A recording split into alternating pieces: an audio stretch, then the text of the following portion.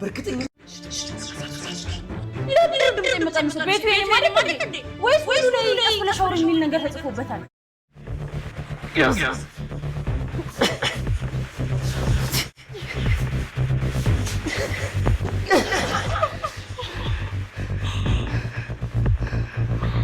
ወይ ቤት ካለ እኛ እንሻሻለን እዚህ ሀገር ማንም የሚያውቀው ሰው ሆነ ዘመድ የለኝ ብቻ እንጂ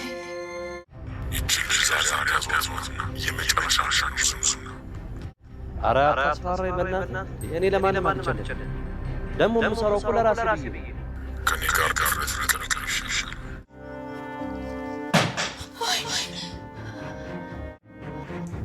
የግል መሽቷል እኮ ከዚህ በኋላ አትሰሪ ነው አረ እባክህ ገልሞ ደግሞ እስከነክ ይክበረኝ ሰግሮ እኔ አላደርገው በቃ እኔ ልደበቅ የት ነው የምትደበቂ ትሰሚኛለሽ ድጋሚ የሚመጡ ከሆነ ራሴ ነው እንደዚያ አንጠልጥዬ የምሰጥሽ መሳይ አታደርገውም እሺ ይሄን ያደረክለት ከዚህ ቤት ሬሳ ነው ለምን ይወጣል ገልሞ ይዟ አይቀርም አንተ ዝም በል ትትና ዛሬም እንግዲህ ከዝና ጋር ይዝ አሊዝ ግብ ውስጥ ትገኛለች እሷም እንግዲህ የህይወት ውጣ ወረዷ በጣም ከባድ ነውና አምላኬ ከዛ ከዝግ ቤት ውስጥ ያወጣኸኝ እነዚህ ሰዎች ጋር የደበላከኝ አምላኬ አንተ ሰበቡን ምክንያቱን ሻልኝ እያለች ትገኛለች በጸሎት ላይ ጸሎትን እያደረገች ነው የምትገኘው ማለት ነው ቤተሰቦቻችን ዝናም ደግሞ እንግዲህ የትም አታመጣኝም እሷን ካጣሁኝ እሷን ካልያስኩኝ የኔ የህይወቴ ፍጻሜ ነው የሚሆነው የመጨረሻ እጣፈንታይ ነው የሞትና የሞትን ጽዋ መጎነጭበት ሰዓት ነው እያለ ነው እንግዲህ ከራሱ ጋር የሚገኘው ያኛውም አለቃው ወይም ደግሞ አዛጁ ካሌብ ሞሲሳ የሚባለው እንግዲህ ያስፈሩ በጣም ኃይለኛው ነፍሰ በላው ሰው እንግዲህ ዝና እንደውሎ እያስጠነቀቀው ነው የሚገኘው በዚህ መካከል እንግዲህ ዝናና ካሌብም በቅሬታ የተጋባቸው ይመስላሉ ካሌብም ያቺ ልጅ ታመልጥህና ወየውልህ የወዳጃችን ነፍስ ያለው በኮማ ውስጥ ነው ስለዚህ በሷ ተማምነን ያለ ነው እሷች ልጅ ታመልጥህና ዝና ወየውልህ እኔ እናንተ ያንተና የኔ ነገር ወየውልህ እዚህ ጋር ያበቃል እያለው ነው የሚገኘው ዝናም ደግሞ እንዴት አስፈራራኛለህሳ እንግዲህ ቆይ ታዲያ እኔም እኮ ሰው ነኝ ይደክመኛል የምችለውን ያክል ሁሉ እያደረኩኝ ነው ካልሆነ ደግሞ ታዲያ ምን እንዲሆንልህ ነው የምፈልገው እያለ ነበር ማለት ነው እንዴ ከኔ ጋር መሳፈጡና መነጋገሩ ወደ ላይ እኔን መናገሩ ብትተው አይሻልህም እንዴት እኔን ቀና ብለህ መናገር አለብህ እንዴ እያለ ነው እንግዲህ ሃኛውም ደግሞ ያው ያለቅነቱን ዝናም ደግሞ እንግዲህ የተቸነፈ ይመስላል ተስፋ የቆረጠ ሰው ዘገብቶ እንግዲህ ቤት ውስጥ እነዛ አስጠጓት ልጆች ቤት በሚገርም ሁኔታ እንግዲህ ቤቱን ፈትሿል አይቷል በመጨረሻም እንግዲህ እገልሃለሁኝ ብሎ ሽጉጥ ደቅኖበት ነበር ይሄንን አብርሽ የሚባለውን ወይ ደግሞ እሷን የመጀመሪያ ከውጭ ይዟት የገባውን ልጅ ማለት ነው እሱም እንግዲህ ምንድነው ይሆንሽው ብሎ ሲነግራት አንድ ነገሮችን ስትነግረው እንግዲህ በጣም ነው ያዘነው በቃ አብሽሪ የሚሆነውን ነገር ሁሉ አብረን እናያለን እንጂ በጭራሽ ለአንቺንማ አሳልፈን አንሰጥም ሲጀምር ሰዎች እኮ የህግ ሰዎች ነን ብለዋል ምናም ሲላት እንግዲህ ጭራሽ እነሱ የህግ ሰዎች አይደሉም ነፍሰ ገዳዮች ናቸው ነፍሰ በላዎች ናቸው እባካችሁን እኔን ስሙኝ በማለት እንግዲህ ትትና ተማጽናቸዋለች እሱም እንግዲህ በተለይ አብርሽ የሚባለው ልጅ ወይም ደግሞ ከውጭ ያመጣት ልጅ ማለት ነው መጀመሪያ ላይ ያመጣት ጓደኞቹ ጋር የደባለቃት ልጅ በጣም ነው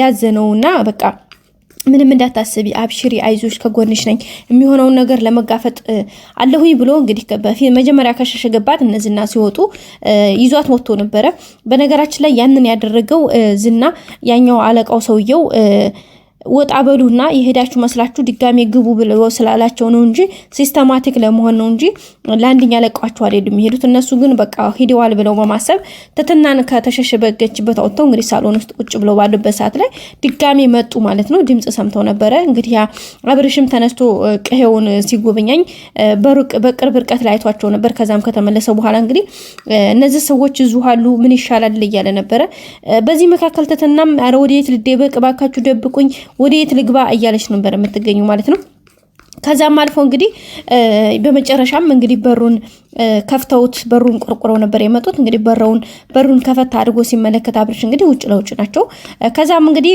ግብ ነበር ያዙትና ጓደኛውን መጥቶ እንዲያግዘው ለምን አታግዘኝም ብሎ በሩን ቢይዙትም እነሱ ግን ምንም የሚቻል አይደለም ኃይላቸው እንደምታውቁት ሲጀመር በርም የመገንጠል አቅሙም ስላላቸው ሊችሏቸው አልቻሉም በዛ መካከል እንግዲህ እነዚህና መሆኑን ያወቀችው ትትና መግቢያው መውጫው ጠፍቷት ወዲ ቁልቁል ወዲ ሶፋው ስር ወዲ ወንበር ስር በቃ ያልፈለገበችበት ቦታ የላትም። በመጨረሻም እንግዲህ በጓሮ በኩል ወይም ደግሞ በስተጀርባ ነገር በመስኮት ዘላ ለመውጣት ተገዳለች ማለት ነው። እሷም እንግዲህ ወደ ጓዳ ነው የሄደችው። በጓዳ በመስኮት ሾልካ እንግዲህ እነሱ በፊት ለፊት በር ሲገቡ እሷ እንግዲህ በመስኮት ወጣ እንግዲህ እግራው ጪ ብላ መሸሿ እንደማይቀር ነው እርግጠኛ ነኝ። ወደ ጓዳ እንግዲህ ወደ ለመሸርኮት ነው የተገደደችው። ድጋሚ እነዚህና እንግዲህ እዛው ቤት ውስጥ ገብተዋል። አሁን እዛ ቤት ውስጥ እንደማንም ብላ በመስኮት ሾልካ መውጣት ካልቻለች በእርግጠኝነት ዝናጅ ትገባለች። ዝናጅ ከገባች ደግሞ ያው እንደምታውቁት እስከዛሬ ትጠፋለች ትሾልካለች የሚለው ምንም ሀሳቡ ስላልነበረው ነው እንጂ እግርና እጇን አስሮ ሁሉ ማስቀመጥ ይችል ነበረ። እንግዲህ ዛሬ በዛ ላይ ደግሞ ትትና በጣም ጎበዝ ጠንካራ ኃይለኛ ልጅ ነችና በዚህ በጀግንነቷ በኃይለኝነቷ ዝና ራሱ ጥንቅቅ አድርጎ ይመሰክርላታል የሚገርማችሁና በዛም እንግዲህ እሷም በቃ በዛ ለማምለጥ እግሬ አውጭኝ ብላ እየፎረጠጠች ነው የምትገኘው። በእርግጠኝነት በጀርባ በኩል ነው የወጣችው። እነዚህና በፊት ለፊት ገብተዋል። በእርግጥ ግቢ ሰፈሩ አካባቢ ሁሉ እንግዲህ በነሱ ሰዎች ተከቧል። ግን በዛ ሄዳ እንግዲህ የሆነ ቦታ ውስጥ ተሸርኮታ በእርግጠኝነት እንደምታመልጥ ተስፋለን። አለበለዛ በጣም ከባድ ነው የሚሆነው። ምክንያቱም እዚህ ላይ ዝና ካገኛት በስማም በጣም እኔ እንጃ ማሰብ ራሱ እንትን ይላል። የሆነ ታውቃላችሁ ለማሰብ ራሱ በጣም ነው የሚዘገን ነው። በእርግጠኝነት በዚህ መልኩ እንግዲህ እንደምታመልጥ ምንም አይነት ጥርጥር የለንም። በእርግጠኝነት ደግሞ ታውቃላችሁ ትትና በጣም ጎበዝ ልጅ ነች። ጠንካራ ጎበዝ በቃ አይበገሬ ልጅ ነች። በቃ በዛ ተስፋ መቁረጥ ውስጥ እናንተን እንኳን ሆና ዝናን በቃ አጠገቧ እንዳይደርስባት በቃ የሞት ምንም እንትን የለውም በአንተ ተነካክጂ አንተን ተምትገለኝ እንደውም በቃ ራሴን ሁሉ ባጠፋ ይሻላል ብላ ራሷን እንኳን በራሷ ለማጥፋት ብዙ ነገሮችን ሬዲ ያደረገች ልጅ ናት። ደግሞ አሁን እግዚአብሔር ደግሞ ከዛ ጨለማ ወጣኝ አምላኬ እያለች እንግዲህ ፈጣሪዋን እየተማጸነች ነው። ፈጣሪ ደግሞ አይተዋትም። በእርግጠኝነት እንደማይተዋትም ያየንበት ዋናው ቦታ አይታችኋል።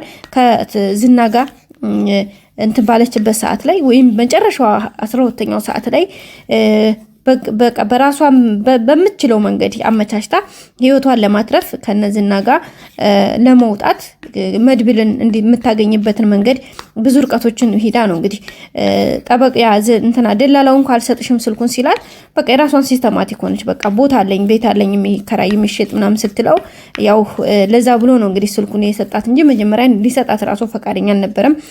ያንን ቻንስ መጠቀም እንዳለባት የሆነ ውስጧ ይሰማት ነበርና ደግሞ ያ ጠበቃው ማነው ይቅርታ ደላላው ስልኩን አልሰጥሽም የመድብልን ሲላት የዳጣን ሰጠኝ ስትለው የዳጣንም አልሰጥም ሲላት በቃ በመጨረሻም እንዴ ቤት ኳለኝ እንደዚህ የሚሸጥ ምናምን ስትለው ኦኬ እንደዛማ ካለች ችግር የለውም ከኔ ማለፍ የለበትም ብሎ ነው እንግዲህ ስልክ ይሰጣና ሁሉም እግዚአብሔር ለሁሉም ነገር ምክንያት አለው። ሶ በነዛ መካከል ነው እንግዲህ ዛሬ የሆነውን ነገር እንትን እያለ ያለው።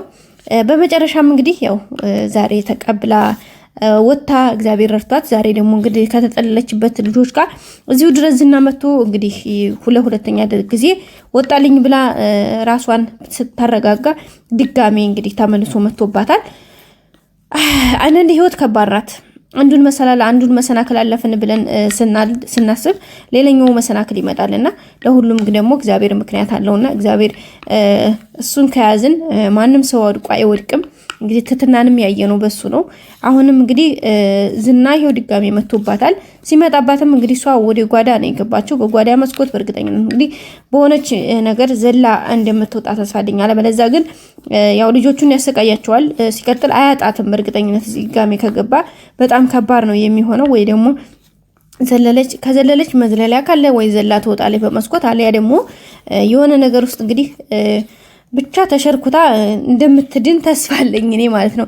እና ወደ ቤተሰቦቻችን የዛሬው ቪዲዮ ይሄን ይመስል ነበር። በቀጣይ በአዲስ ነገር ሰላም ቆዩ።